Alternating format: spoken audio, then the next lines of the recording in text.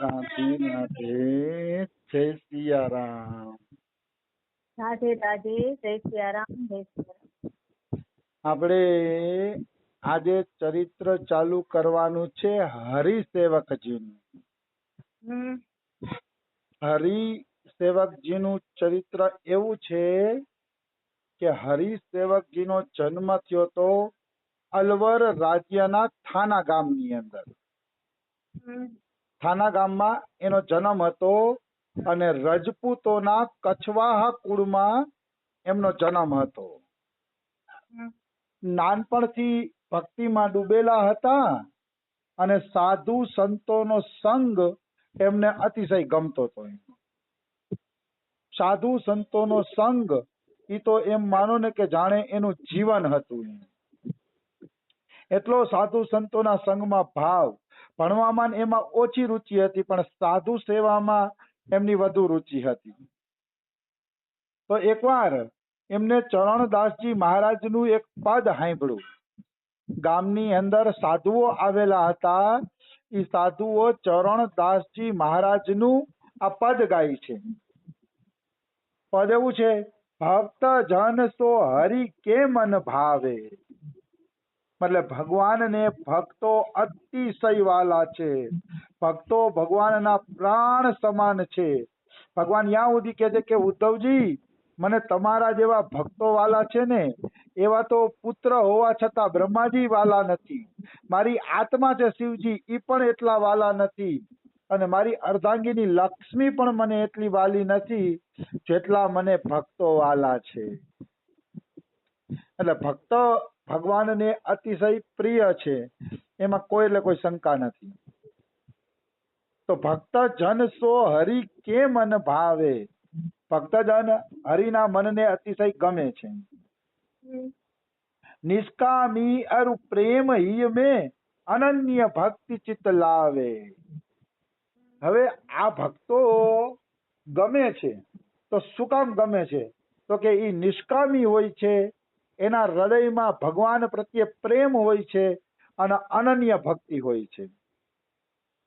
આ ત્રણ ગુણ જેની અંદર છે ને, એ ભક્તો ભગવાનને અતિશય ગમે છે.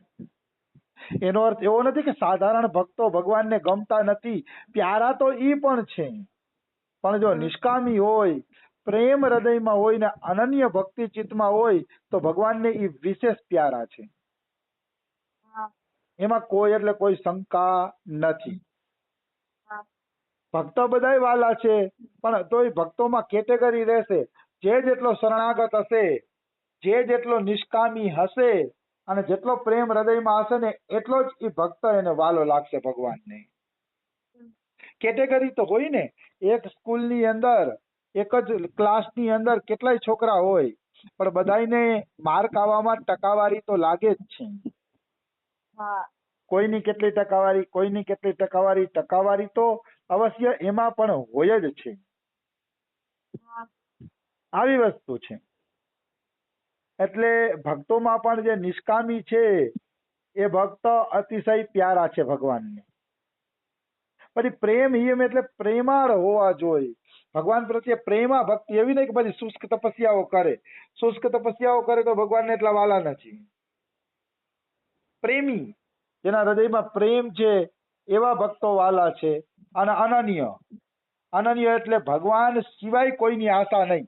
અનન્ય એટલે હું રામને નો માનું, શિવને નો માનું, એ નહીં. અનન્ય એટલે ભગવાન સિવાય જેને કોઈની આશા ન હોય. ન અન્ય, કોઈની આશા નહીં. એકમાત્ર ભગવાનનું જ ચિંતન. ભગવાન સિવાય કોઈનું ચિંતન નહીં, એને કહેવાય અનન્ય. ન અન્ય, અન્ય કોઈ છે જ નહીં એના માટે. પછી આવી વસ્તુ છે. આન દેવ જો મોતી બરસે તો નહીં પતિ આવે. આ ગુણ હોવો જોઈએ ભક્તમાં.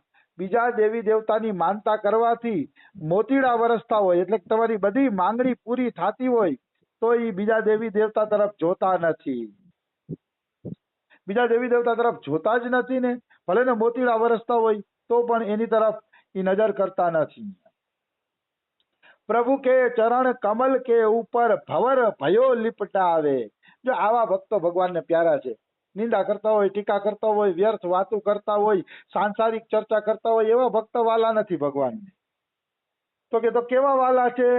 તો કે જેમ ભમરો ફૂલ ઉપર બેસીને રસ પીવે છે, એવી રીતે આ ભક્ત પ્રભુના ચરણ કમલ ઉપર ભમરો બનીને પ્રભુના ચરણ કમલના ચિંતનનો રસ પીવે છે. મતલબ જે સતત પ્રભુના ચરણ કમલના ચિંતનમાં ડૂબેલો છે, સવારેથી ઉઠી અને રાત્રે સુવે ત્યાં સુધી ભગવાનના ચિંતન સિવાય બીજું કોઈ ચિંતન નથી કરતો, એવો ભક્ત ભગવાનને વાલો છે. એવો ભક્ત કે પ્રભુના ચરણ કમલનો ભમરો બની ગયો છે. ભમરો છે ને, એને ફૂલનો રસ પીવો બહુ ગમે, એટલે અલગ અલગ ફૂલમાં બેસીને રસ પીતો હોય છે.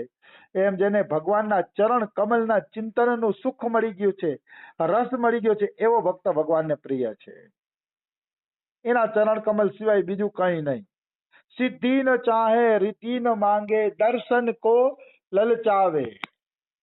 આવા ભક્તને રીધિ સિદ્ધિ જોતી નથી, એ રીધિ સિદ્ધિ માંગતો નથી, કેવલ ભગવાનના દર્શન માટે લલચાય છે કે મને ભગવાનના દર્શન થઈ જાય, બસ દર્શનની જ લાલચ.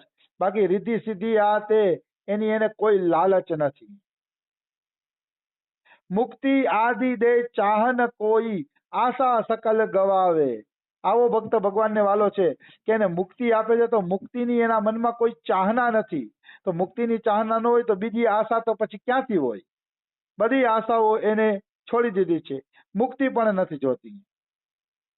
હાલાકી મુક્તિ ભક્તોના દરવાજે આવે છે, મુક્તિ દેવી ભક્તોના દરવાજે આવીને દરવાજો ખખડાવે છે કે હું આવી ગઈ છું, તમે મને લઈ લ્યો, તોય ભક્ત મુક્તિ લેતો નથી.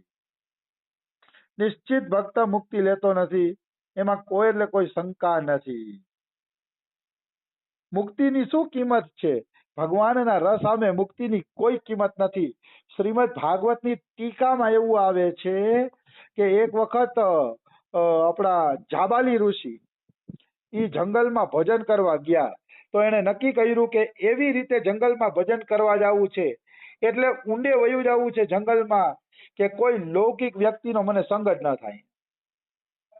લૌકિક વ્યક્તિનો સંગ જ ન થાય એટલી ઊંડે જઈને મારે ભજન કરવા વયું જવું છે, જેથી કોઈ લૌકિકના મોઢાઈ ન જોવા પડે ને લૌકિકોનો સંગ પણ ન થાય. તો ઊંડે ગયા ને, તો એવા ઊંડા જંગલમાં એને 14-15 વર્ષની એક સુંદર યુવતીને ભજન કરતા જોયા. 14-15 વર્ષની યુવતી હતી અને એ જંગલની અંદર છે ને ભજન કરતી. તો ભજન કરતી હતી ને, તો એને આશ્ચર્ય થયું કે આ ઘોર જંગલમાં તો અમારા જેવા ઋષિમુનિ પણ ડરે, આમાં સાપ બીછું ફરે છે, જંગલી જનાવરો ફરે છે ને, આ જંગલમાં તો અમારા જેવા ડરે છે, તો આ 14-15 વર્ષની યુવતી અહીંયા કઈ રીતે ભજન કરે છે? આશ્ચર્ય થયું એને, નવી નવાઈ લાગી. અને એને પૂછ્યું કે એ સુંદરી, હે યુવતી, તું કોણ છો અને અહીંયા કેમ ભજન કરે? ત્યારે યુવતી એમ કહે છે, હું બ્રહ્મ વિદ્યા છું. તો કે બ્રહ્મ વિદ્યા એટલે કોણ? તો કે હું આખા જગતને મુક્તિ અપાવું છું, હું બ્રહ્મ વિદ્યા છું. જો કોઈ મારો આશ્રય લે ને તો એ જીવને છે ને મુક્તિ મળે છે, એટલે મને બધાય બ્રહ્મ વિદ્યા કહે છે. તો કે અરે તું આખા જગતને મુક્તિ દેસ, તો પછી તારે હું તપસ્યા કરવાની જરૂર છે? શું તારી મુક્તિ નથી થઈ? બ્રહ્મ વિદ્યા કે મુક્તિ તો મારી થઈ ગઈ, પણ મને કૃષ્ણ રસ મળ્યો નથી, એટલે કૃષ્ણ રસ માટે હું તપસ્યા કરું છું કે મને પણ ભગવાન શ્રી કૃષ્ણનો રસ મળે. મારી તપસ્યા તો રસ માટે છે એ કહે. એટલે રસ માટે હું તપસ્યા કરું છું. તો બ્રહ્મ વિદ્યા પણ કૃષ્ણ રસ માટે તરસે છે, નિશ્ચિત કૃષ્ણ રસ માટે તરસે છે, એમાં કોઈ એટલે કોઈ શંકા નથી. આવી વસ્તુ છે. તો બ્રહ્મ વિદ્યા કૃષ્ણ રસ માટે તરસે છે. ઈ જાબાલી ઋષિએ જોયું તો એને એમ થઈ ગયું કે ભાઈ આપણે પણ આ રીતે ભગવાનનું ભજન જ કરવું છે, અને ભગવાનના મુક્તિ નથી જોતી, પણ ભગવાનના પ્રેમનો રસ જોઈ છે. એમને પણ પછી એવું નક્કી કરી લીધું. રોમ હી રોમ પુલકી સબ દેહી, ગોવિંદ કે ગુણ ગાવે, ભક્તજન હરિ કે મન ભાવે. જે રોમ રોમ થી પુલકિત થઈને ભગવાનના ગુણગાન ગાય છે, ઓહ મારો પ્રભુ તો આમ પણ કરી શકે, મારો પ્રભુ આમ પણ કરી શકે, મારા પ્રભુમાં બધી શક્તિ છે, એવી રીતે રોમે રોમ પુલકી પુલકીને જે ગોવિંદના ગુણ ગાય છે એવો ભક્ત ભગવાનને અતિશય વાલો છે. અને ગદગદ વાણી કંઠ ઉસાસે નયનન નીર ધરાવે. જે ભગવાનના ગુણાનુવાદ ગાઈને તો એ ગુણાનુવાદ ગાતા ગાતા રડી પડે છે, આંખમાંથી આંસુડાની ધારા નીકળી જાય છે. એવો ભક્ત હોવો જોઈએ. કેવો હોવો જોઈએ? સુતીક્ષ્ણ જેવો ભક્ત હોવો જોઈએ. સુતીક્ષ્ણ ભક્ત રામનું આગમન સાંભળ્યું કે રામ આવે છે તો દોડે છે ને તો એક જગ્યાએ પગ ચોટી જાય છે. રામ અહીંથી આવશે, આ રસ્તેથી આવશે, મને શું કહેશે, મને દર્શન આપશે નહીં આપે? તો ધ્યાનમાં વળી રામ દેખાવા માંડ્યા, હૃદયની અંદર રામ દેખાવા માંડ્યા. તો હૃદયની અંદર રામ દેખાણા ને એને એટલે જડિત થઈ ગયા, જળ બની ગયા. પછી રામ હૃદયમાંથી એની મૂર્તિ અદ્રશ્ય કરે છે ત્યારે પ્રત્યક્ષ રામના દર્શન કરે છે. તો આવી સ્થિતિ થવી જોઈએ.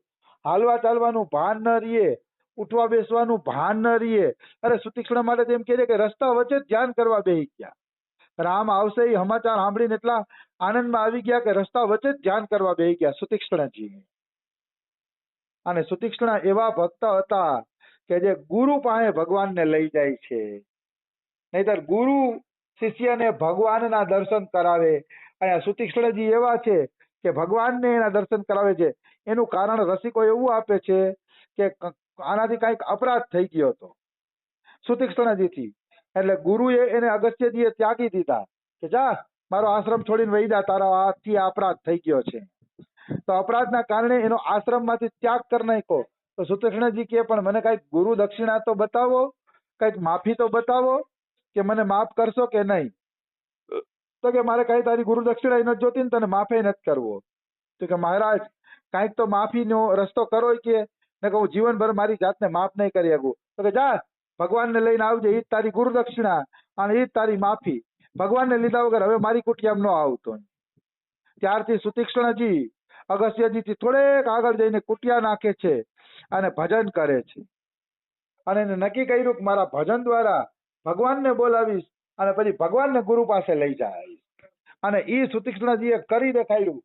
પેલા સુતીક્ષ્ણજીના આશ્રમમાં ભગવાન આવ્યા અને એ ભગવાનને લઈને સુતીક્ષ્ણજી કઈક અગસ્ત્યજી પાસે જાય છે, મને નામ ભૂલાય છે, પણ અગસ્ત્યજી પાસે જાય છે અને ગુરુને પણ ભગવાનના દર્શન કરાવે છે. તો ચેલા આવા હોવા જોઈએ કે જે ભગવાનને પણ ખેંચીને લાવે, ગુરુ પાસે લાવે. અને એનું ભજન કેવું હશે કે રામ ખેંચાઈને પેલા ગુરુને દર્શન દેવા ન ગયા, સૌથી પેલા સુતીક્ષ્ણજીને દર્શન આપ્યા. આ પણ એક મહત્વની વાત છે. એટલે આવી બધી વસ્તુ સમજાણું. જીવ ધારે તો શું ન કરી શકે, ધારે તો ભગવાનને પણ ખેંચી આવી શકે છે, એટલી એની તાકાત છે. પરમેશ્વર મિલને કી લહરે એક આવે એક જાવે. ભક્ત એને કહેવાય કે એના હૃદયમાં પરમેશ્વરને મળવાની એક પછી એક લહેર આવે કે મારા પ્રભુને આ રીતે સુખી કરી દઉં, મારા ભગવાનને આ રીતે સુખી કરી દઉં, આમ મારો ભગવાન સુખી થશે, આ રીતે સુખી થશે. એમ પરમેશ્વરને મળવાની એક પછી એક લહેર એના હૃદયમાં આવે, એક એક લહેર એના હૃદયમાંથી નીકળે. આવી વસ્તુ છે. અને કહે સુખદેવ ચરણ હી દાસા હરિહુ કંઠ લગાવે.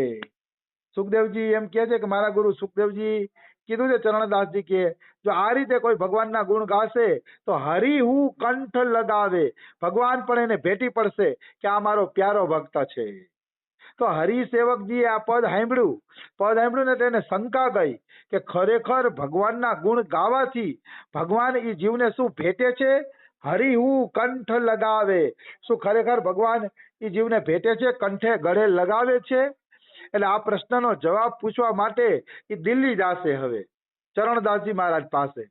કારણ કે એને સંશય હતો કે કેવળ ભગવાનના ગુણ ગાવાથી જ શું ભગવાન આપણે ગલે લગાવે કે ન લગાવે. શંકા સ્વાભાવિક છે, થાય, પણ આવી શંકાઓનું ગુરુ પાસે નિવારણ કરી લેવું જોઈએ. નિશ્ચિત, એમાં કોઈ શંકા નથી. હવે એ કાલે પ્રશ્ન પૂછવા જશે, એ કાલે લઈ લેશી. રાધે રાધે, જય સિયારામ.